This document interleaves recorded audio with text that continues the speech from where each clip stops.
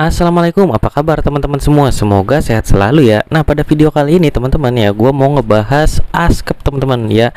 Ini gue pakai buku diagnosa ya teman-teman ya, dari Dungus teman-teman ya. Ini sih udah tahun lalu teman-teman, maksudnya udah lama lah, udah tahun jebot kasarnya ya. Sekarang tuh pakainya SDKI, SLKI ya teman-teman ya. Ini hanya referensi aja sih teman-teman ya. Nah, di buku ini tuh keuntungannya enak sih teman-teman ya. Pertama, lu udah nggak bingung-bingung nyari diagnosa apa aja yang muncul ya sama kasus lu. Terus dia itu ada intervensinya juga udah ada teman-teman ya. Nah, sekarang yang kita bahas adalah kanker paru teman-teman. Nah, diagnosa apa aja yang muncul kalau pasiennya kanker paru ya? Ini kanker paru, intervensi bedah, perawatan pasca operasi. Ya, jadi kalau pasien dengan kanker paru ya, yang bisa timbul adalah pertukaran gas ya. Kerusakan pertukaran gas ya, bisa bersihan jalan napas, bisa nyeri ya, bisa ansietas atau ketakutan ya. Gue nggak tahu dah kalau di buku SDK SLKI ansietas ini ada apa enggak.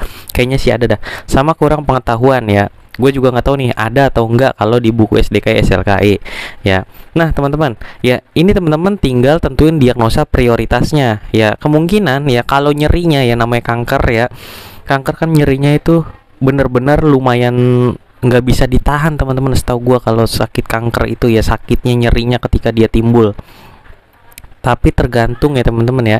Ada juga mungkin yang belum terlalu nyeri ya, tergantung sih kankernya udah sebesar apa, udah seluas apa ya teman-teman. Nah, kalau memang nyerinya skalanya di atas 7 ya, skala berat ya, otomatis teman-teman harus nyeri ini dijadikan diagnosa utama ya. Tapi kalau nyerinya kecil dan sedang ya, itu bisa dijadikan diagnosa kedua atau ketiga. Tapi lihat dulu nih, di diagnosa pertamanya ada apa? Apakah dia banyak banget mengeluarkan dahak ya? Apakah saturasinya jelek ya? Kalau saturasinya jelek, saturasi oksigennya jelek ya, berarti ada kerusakan pertukaran gas teman-teman. Nah, itu teman-teman masukin di diagnosa pertama. Udah jelas sih memang karena paru-parunya rusak.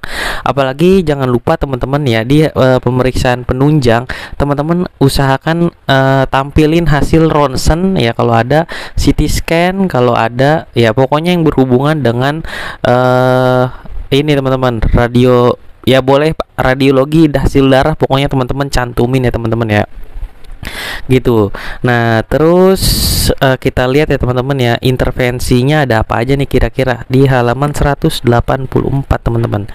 184.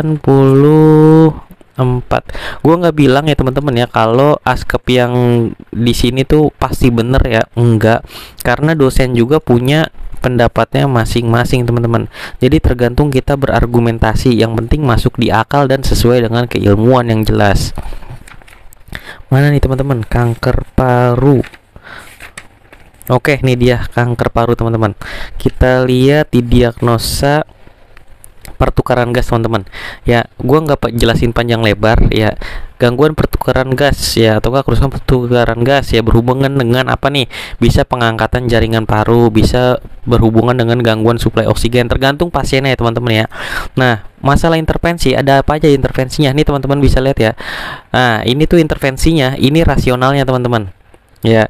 Gua nggak jelasin panjang lebar ya, ini tuh bahasanya terlalu formal teman-teman ya, agak-agak aneh. Jadi bisa teman-teman rubah sendiri untuk bahasanya ya. Misalnya nih ada apa lagi, selidiki kegelisahan dan perubahan mental tingkat kesadaran ya. Intinya nggak usah diselidiki lah, observasi perubahan tingkat kesadaran pasien. Nah, terus rasionalnya dapat menunjukkan peningkatan hipoksia atau komplikasi. Nah, ini juga bahasanya kita rubah ya teman-teman ya, nggak usah kayak gini banget ya. Ini teman-teman bisa di pause aja videonya ya kalau mau lihat nih tuh ya. Nah, bisa di pause ya, kalau nggak beli aja bukunya teman-teman ya. Lanjut, ini tindakan mandirinya tuh ada lanjutannya. Nah, untuk bersihan jalan napas teman-teman ya, untuk bersihan jalan napas ya, bisa berhubungan dengan visikositas sekret, keterbatasan gerakan dada dan macam-macam ya. Tindakannya ini teman-teman ya, teman-teman bisa di pause aja ya. Nih gua liatin sedikit-sedikit aja teman-teman ya, semoga jelas ya teman-teman ya. Nah, untuk nyerinya teman-teman kurang lebih seperti ini teman-teman ya. Nah, ini bisa di pause aja teman-teman. Oke. Nah, ini juga bisa Oke, ya itu 3 diagnosa aja ya. Selainnya ya teman-teman bisa sih kalau mau lihat nih tuh.